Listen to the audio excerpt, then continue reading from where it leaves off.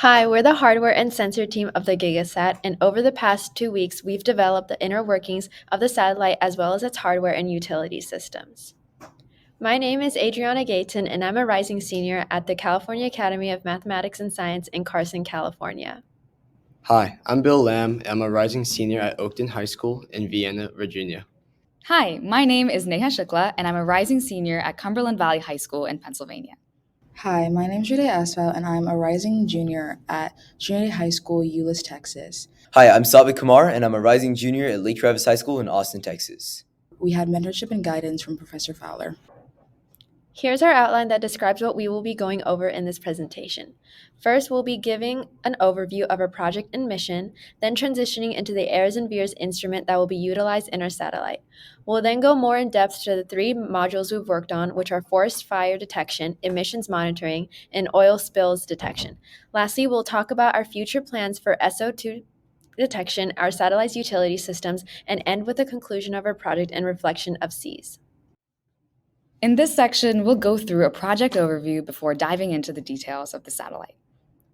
Introducing GIGASat.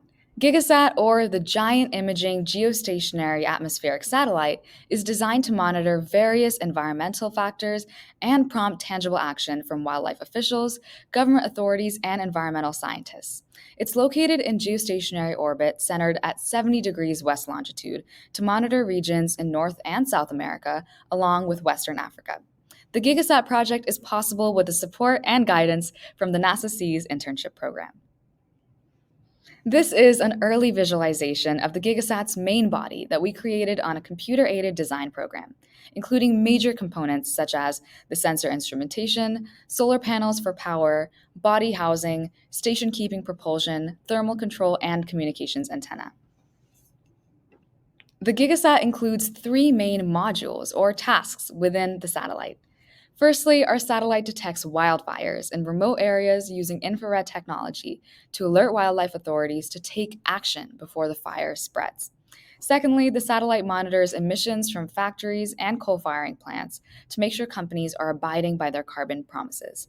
And lastly, the satellite detects oil spills and identifies key characteristics so that the oil can be removed to prevent further damage to the environment and to human health.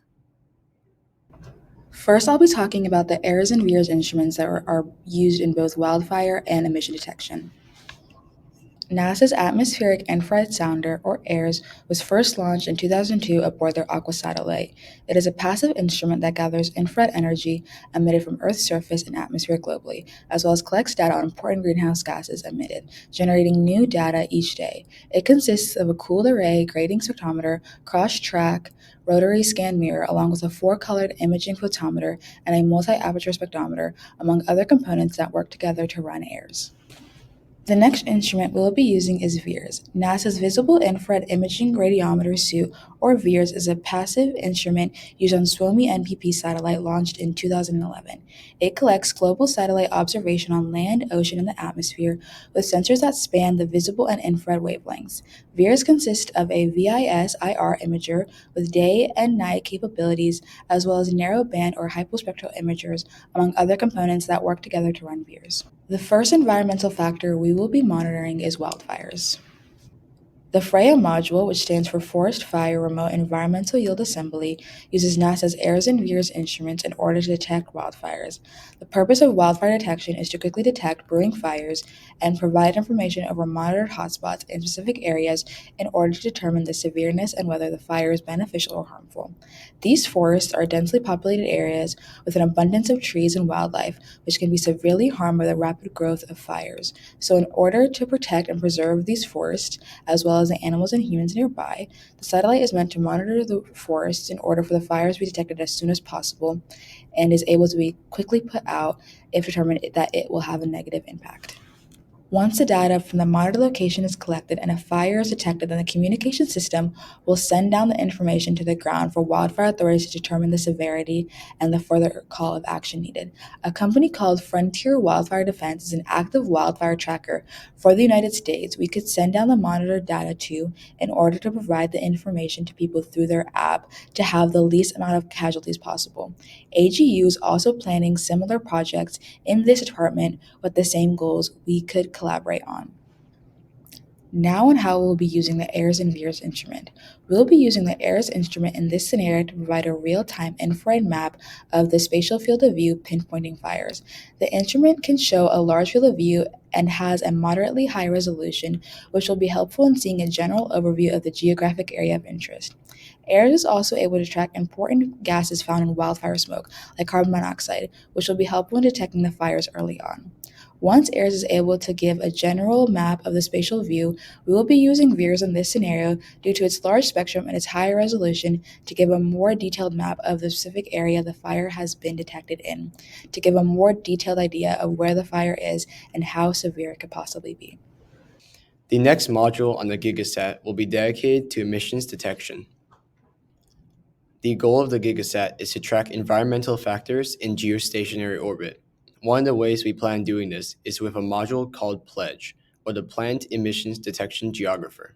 This module would utilize the same AIRS and VIIRS instruments already aboard the GIGASat and potentially use London-based company Satellite Vu's infrared satellite technology for better resolution imagery. These instruments would detect greenhouse gas and heat anomalies throughout North America to monitor the integrity of corporations that have made carbon reduction promises. In a study done by New Climate Institute and Carbon Market Watch, 25 large multinational corporations such as Shell, Google, Volkswagen, etc. account for about 5% of global carbon emissions, almost 2 billion metric tons of carbon a year. When faced with public pressure about their emissions, current research indicates that carbon reduction promises made by corporations on social media do not align with their actions. According to various studies, large corporations often mislead the public about the effectiveness of their greenhouse gas reduction plans, known as greenwashing, where they exaggerate or share false information about their efforts to reduce greenhouse gases. More data is also needed since NPR identified that while data is available from the International Energy Agency, this national data is not publicly available or is hidden behind costly paywalls, making it inaccessible for the public to hold companies accountable. GIGASat's Pledge module would collect this data and make it publicly available, thus aiding independent research, which could help accelerate the global transition to low-carbon energy.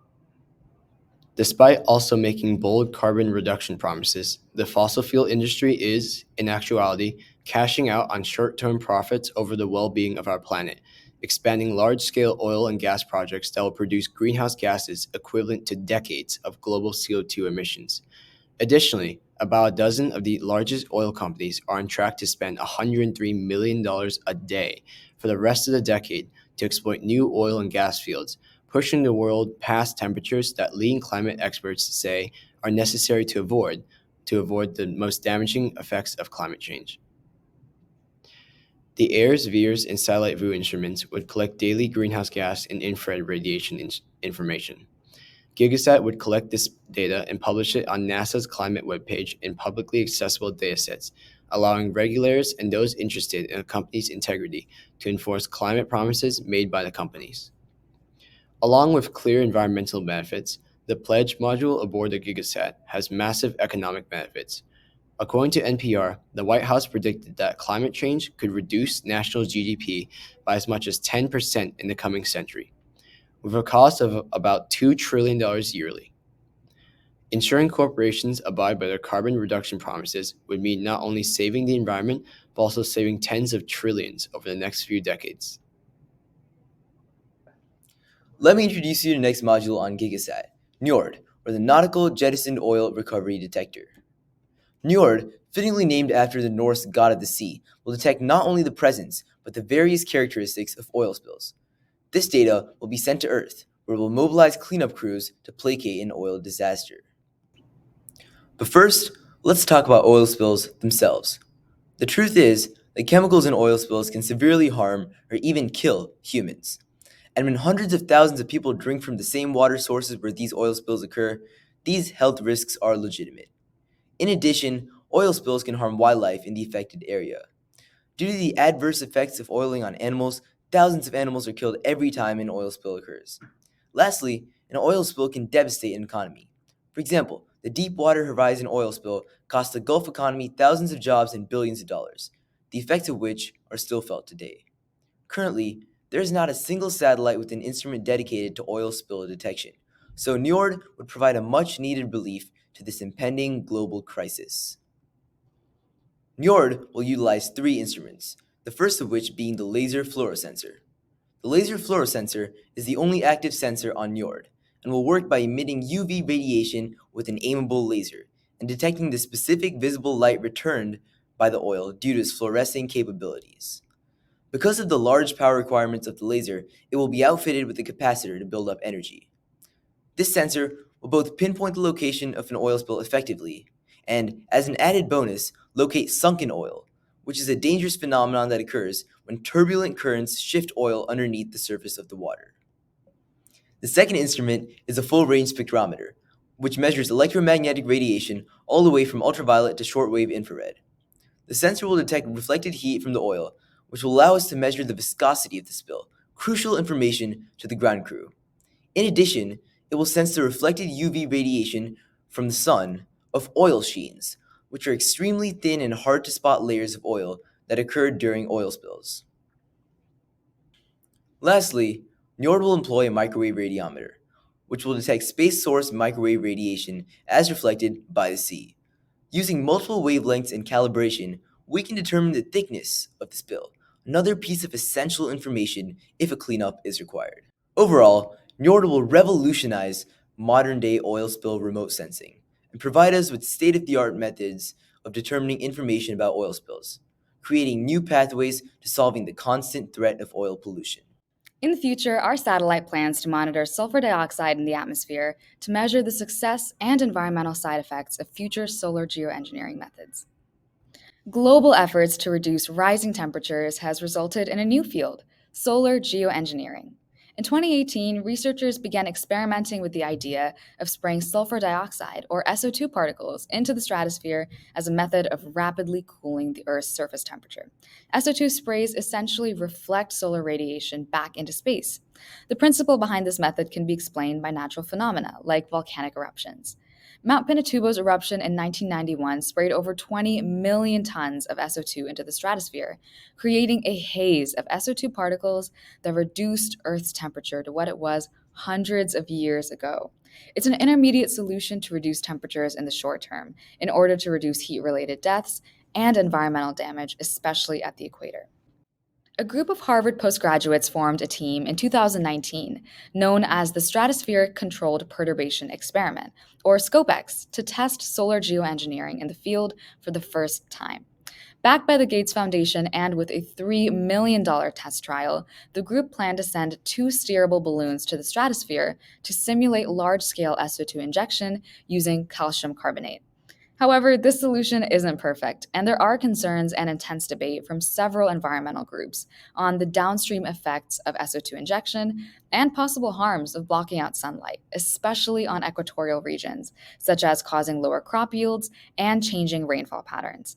Because of pending discussions with indigenous groups at the launch site in Sweden, the project is currently paused to prioritize environmental concerns and ensure these projects are built responsibly and with long-term considerations.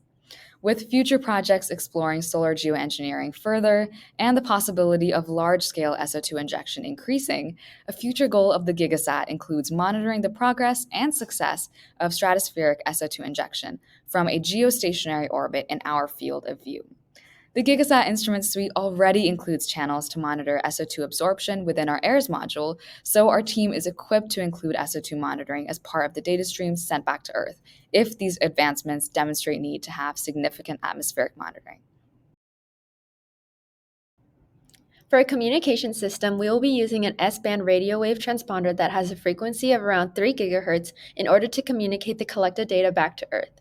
The reason why we are using a low-frequency band is because we want to conserve power rather than other higher frequency bands like Ka and Ku bands, which use much more. Additionally, an S-band is more specific in who it gives its information to, instead of to the general public like higher frequencies do. The GIGASat will contain 10 meters squared of 6 millimeter thick solar paneling to supply its power needs. This provides 1.5 kilowatts, more than our system requires. In total, the sensor requires 1,390 watts of power. We overcompensated the power as a buffer because of solar panel degradation over time, which is 0.5% per year, due to things like thermal cycling, and ultraviolet exposure. This gives us a 95% efficiency in 10 years fulfilling our power needs. For station keeping, GIGASat will utilize instruments to account for attitude and drift control. 4 reaction wheels, each with a mass of 10 kilograms and speeds up to 6,000 RPM, will aim the satellite, with 1 wheel per rotational axis plus 1 spare. These wheels can be spun at variable speeds using electric motors to orientate the satellite and prevent tumbling. To slow down the wheels, reaction control system thrusters are fired to cancel the force resulting from slowing down the wheels, a process called angular momentum desaturation. Our orbit team, which will present next, determined that the GIGASat will drift 2 meters a second a year. To prevent this, NASA's current NSTAR ion thruster would be used.